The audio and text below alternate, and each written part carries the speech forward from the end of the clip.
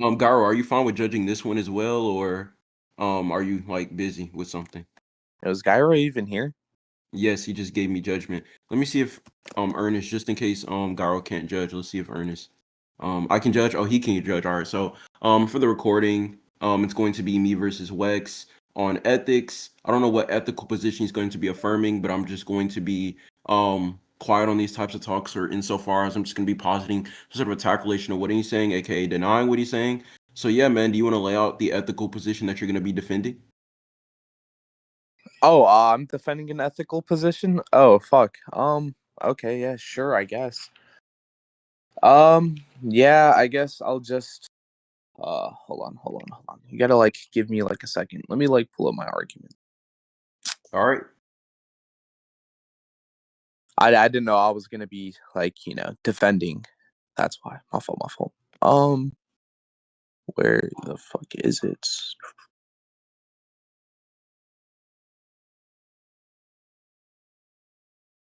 Do I no longer have this document? I do have it. Okay, cool. So, I guess that Wait, Nene. ethical. Wait, my fault. I didn't mean to cut you off, but Nene, where's my 18? Thank you. I got you. Yeah, all right, cool. I guess, since we are going to be talking about ethics, right? I guess I can just posit that, I guess we can just talk about abortion, right? Of whether or not something is going to be ethical or not, right? So I guess I'll just go ahead and state that I'm going to say that abortion itself is going to be impermissible, right?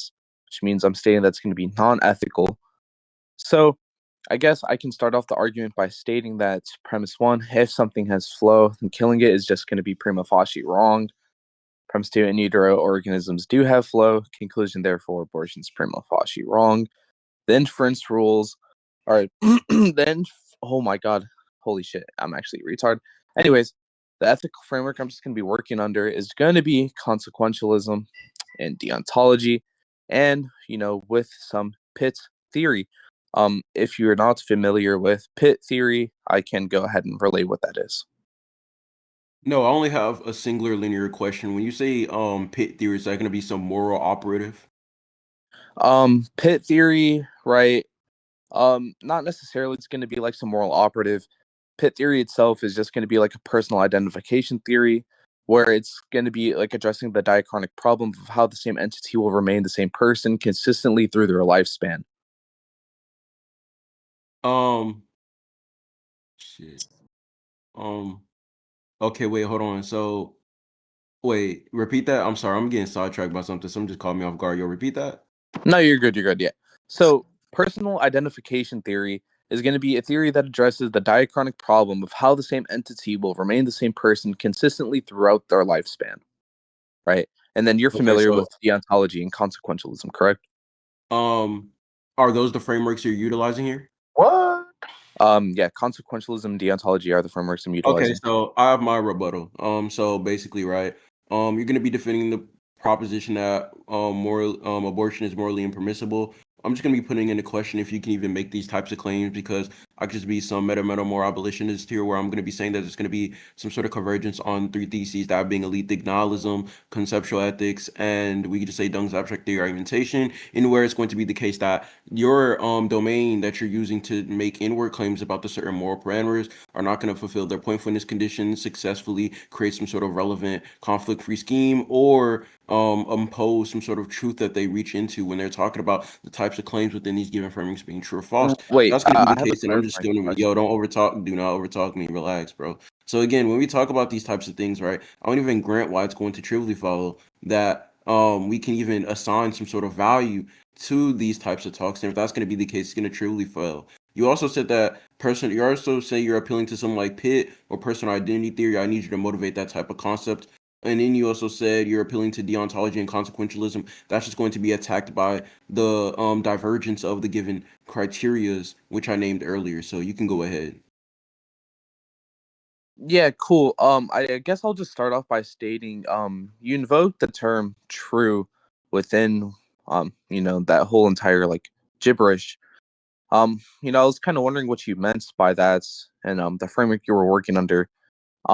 but I guess I'll go ahead and like motivate pit theory itself. So the motivation for pit theory, right, is just going to be the fact that that the diachronic problem is going to be proven under unification principle, right? Claiming that being that exists now is the same being that will exist later, the being the fetus, right? So these aren't two different things. It's not a fetus versus a person, it's one continual being. The continual being would be grounded in animalism, and animalism just being a theory of a biological continuity. So that's just going to be, the motivation for that. But I can also say that without the unification principle, you know, actually, no, I don't even want to state that. I don't even care for that. So I guess I would just ask you to repeat the original question.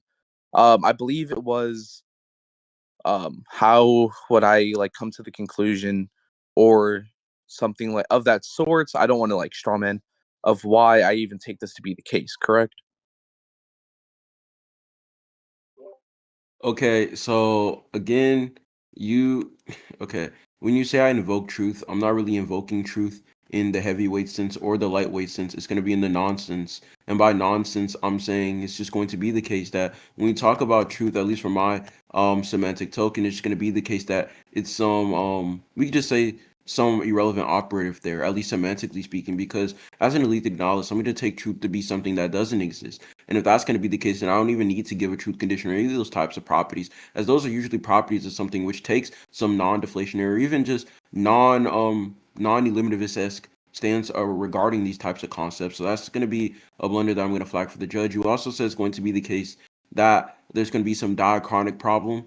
I don't grant that one the diachronic problem even exists, and even if it did exist, hypothetically speaking, I wouldn't grant that it's a problem for the types of talks that I'm invoking. You need to motivate that. You also said that under your theory, I guess you tried to give some reconciliation through some like internal grounding, but when you need to justify the reconciliation insofar as it actually motivates the given criteria and it actually successfully defends against the type of attacks I'm invoking on the scheme, because I don't know why that's going to be the case. When you say it's one continual being, even if it is the case that that's what the thesis states, I'm asking why should we adopt the thesis and why is it going to be relevant to the types of talks that are being invoked here? Again, your position is that abortion is morally impermissible. If it is the case that it's morally impermissible, then you're going to be using some sort of moral operative there, and obviously the moral operatives are in question via the abolitionist critique. So, in short, I don't think you're actually responding. Maybe you don't understand, so you can't respond, or maybe there's just something that I haven't said that you think doesn't warrant a response. Maybe you think I'm just rambling, but if that's the case, then after your next response, if nothing of value happens, we can move to conclusions. Yeah, that's cool. So I do want to flag. You said you were an Alethic nihilist. Okay, perfect. So you just denied truth. That's cool. So I do want to state for the rec, right, that I did actually give motivation for the diachronic problem, right? You said that you don't grant that it even exists or metaphysically, right? Which even though I just stated that it was just going to be proven under the unification principle, Guys, over here, um, Discord.gg, I I don't know why this dude's talking. So I've already given the motivation for why that's even going to be the case. And then on top of that, you know, um, I don't really think any more is needed to be said. Honestly, I think we can actually just go to verdict, in my opinion. Yeah, we can give verdict. So, Gyro, what's the judgment? I was walking out of school, so um, probably want to watch the recording for this one. No, no, no. Do you need closings? Because we can do closings. Yeah, sure. Okay, so for closings, he made the claim that he said basically right that he was defending the proposition that more abortion is morally impermissible. I said if it's the case that you take it to be the thing, if you take abortion to be the type of thing that can be applied at least in the moral sense, I'm going to need an argument for why morality is even going to be some properly constituted domain insofar as the types of talks being invoked inwards to that given set is going to reconcile some non-problematic instantiation criteria or acceptability conditions. And I already gave him the convergence. I just said that's going to be the case that when we talk about the moral domain of inquiry, it's going to be under inspection via the three theses that being Dung's theory argumentation, elite nihilism, and conceptual ethics. I'm just be asking why should we adopt it? Granted, it doesn't sorry, not granted, but if it doesn't satisfy the given pointfulness conditions, it doesn't have any sort of referent of truth that can be extrapolated upon, and it doesn't have or it can't be adopted within the conflict-free scheme. Now, he tried to sidestep by saying that it's going to be the case through some sort of identity theory, as he calls it, or personal identity theory. I just put into question personal identity theory and asked him why is it going to be the case that we're going to adopt this sort of theory, and then I asked why is the motivation for said theory going to be something that actually invokes this criterion of motivation, because obviously that's in question as well. I don't think he really gets into either of those burdens, and he never really proves the relevant meta critiques or defends against them. So I think it's just trivially the case that he lost. I get my closing statement, right? Oh, I'll take that as a yes. Okay. Sure. When you're stating that I didn't really give like any sort of like justification or motivation for why you shouldn't even like, ought to like adopt this thing, right? I stated that, pit theory or personal identification theory was just going to be addressing the diachronic problem, okay? About what is going to stay the same consistently throughout a lifespan, all right? I then proceeded to go ahead and tell you that the diachronic problem was just going to be proven under the unification principle. I gave the reasons as to why that's going to be the case. And then on top of that, also asked you if you were familiar with consequentialism deontology, which you didn't reply to. And then you also invoked truth, I guess, within one of your statements, but then you say that you were an Alethia nihilist, which I don't know really how that follows, in my opinion. But yeah, it's about it. Honestly, I can say, yeah, it's about it.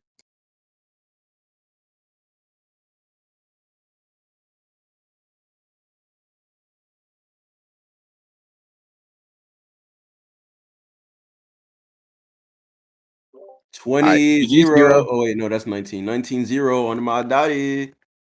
All right, GG's Hero. GG's.